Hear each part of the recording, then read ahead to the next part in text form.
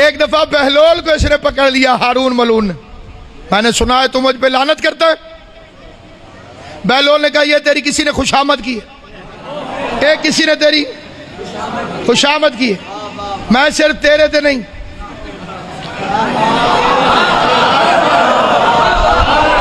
تیرے اصلی تے نقلی ابیاں تے بھی صبح شام محنت کردہ تبرہ کردہ۔ اس نے میٹنگ بلائی، اس نے کہا میں تخت پہ بھی لانتی، وہ زندان میں بھی علیہ السلام، اور تخت لائے کہ عزت نہیں بناتا، فرعون تخت پہ بھی لانتی تھا، موسیٰ تخت کے بغیر بھی علیہ السلام، یوسف قیدی بھی تھا، نبی بھی تھا۔ کئی بندے کہتے ہیں جی صحبت کا اثر، صحبت کا خاک اثر۔ یوسف ساری زندگی کافروں میں رہا اور علیہ السلام رہا، یوسف کے بھائی نبی کے ساتھ رہے۔